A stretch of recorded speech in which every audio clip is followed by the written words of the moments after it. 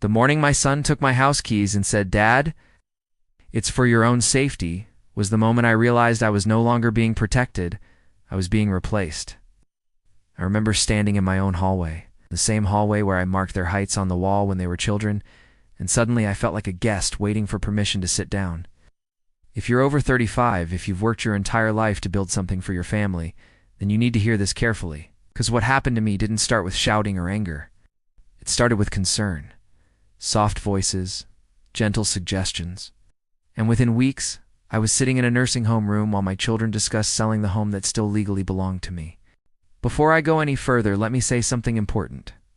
If stories about family, dignity, and hard life lessons matter to you, take a moment to like this video and subscribe to Stories of Mr. Dreamer. This channel exists for honest conversations that many families avoid. And what I'm about to share isn't just about betrayal. It's about respect, second chances, and understanding the weight of our decisions. I'm 69 years old. I worked for over 4 decades as an electrician.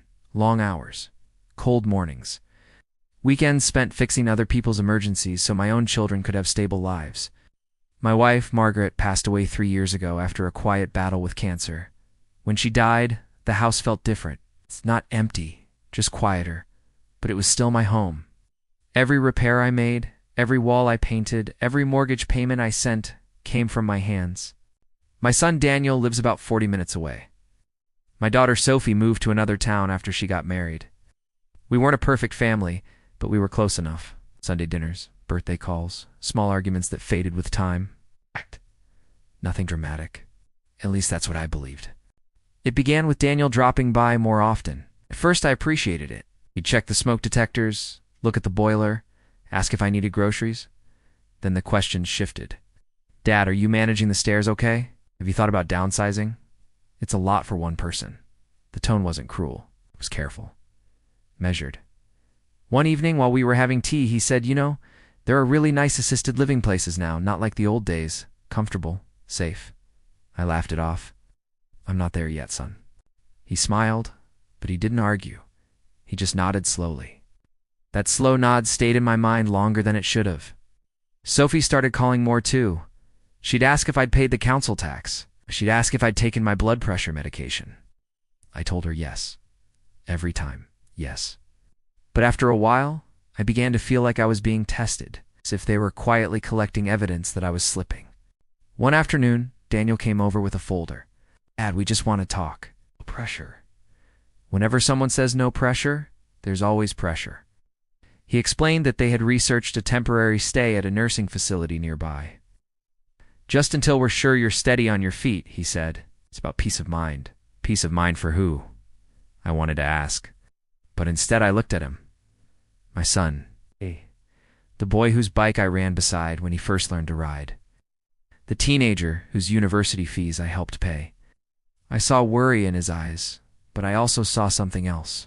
Urgency. Grief does strange things to your confidence. After losing Margaret, I wasn't as sharp emotionally. I doubted myself more than I should have. So when both my children sat across from me and gently insisted it was temporary, that it was for my safety, I agreed.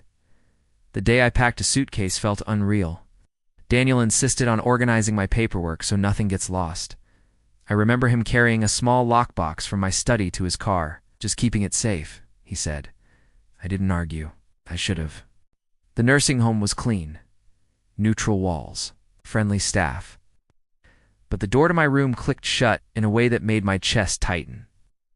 That first night I lay awake listening to distant footsteps in the corridor, asking myself how I ended up there so quickly.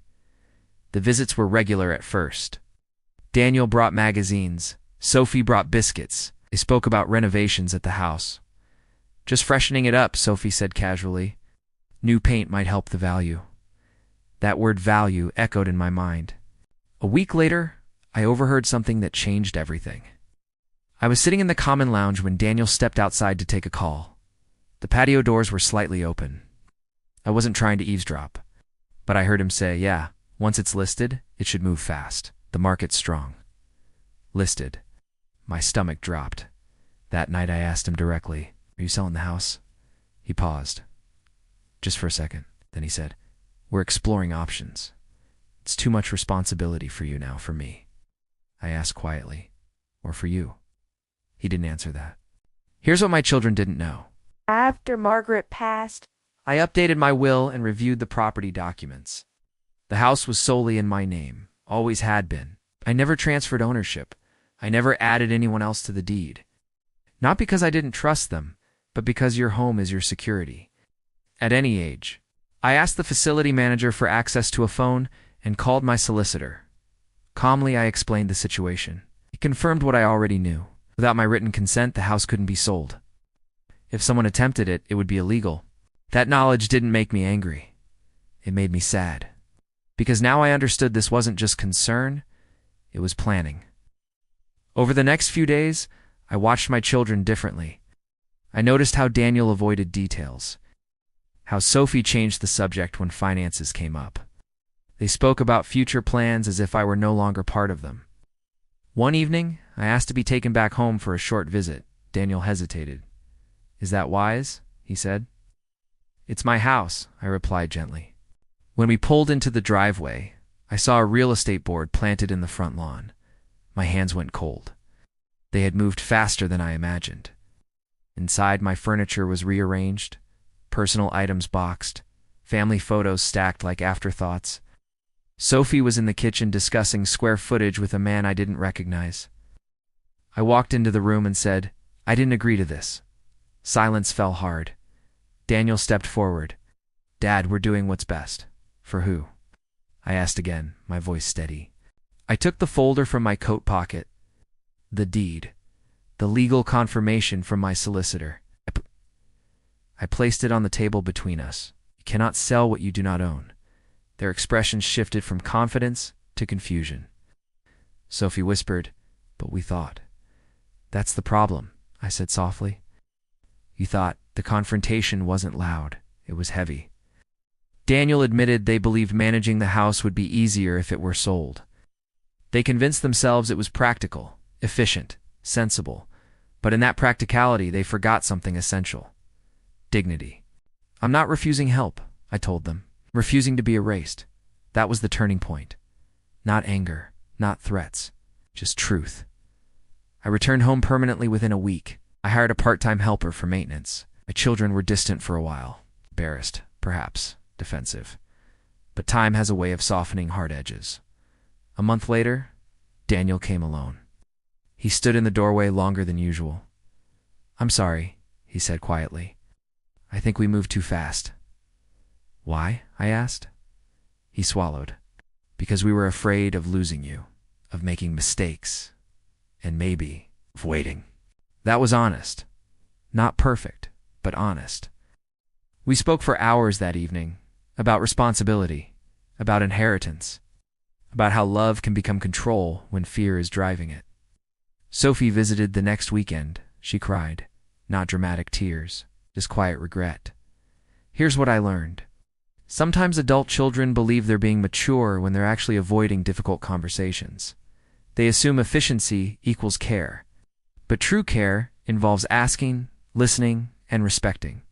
For those of you watching in the USA, the UK, or anywhere else, if you're over 35 and raising children or caring for aging parents, remember this: dignity is not negotiable. Independence does not disappear with age, and decisions made without transparency can damage trust for years. My relationship with my children isn't perfect now, but it's clearer. We discuss finances openly. We talk about long-term plans honestly. The house remains mine. One day it will be theirs. But not before I choose. If you were in my position, what would you have done? Would you have agreed to move? Would you have confronted them sooner? I genuinely want to know. Share your thoughts in the comments. Your experience might help someone else. If this story resonated with you, share it with a friend, a sibling, or even your own children. Conversations about aging and respect are uncomfortable, but they matter deeply. And if you believe stories like this deserve a place where honesty comes first, subscribe to Stories of Mr. Dreamer. There are many more stories about family, choices, and second chances waiting to be told. Because sometimes the greatest lesson isn't about losing everything. It's about reminding the people you love that you're still here, still capable, still worthy, and still the owner of your own life.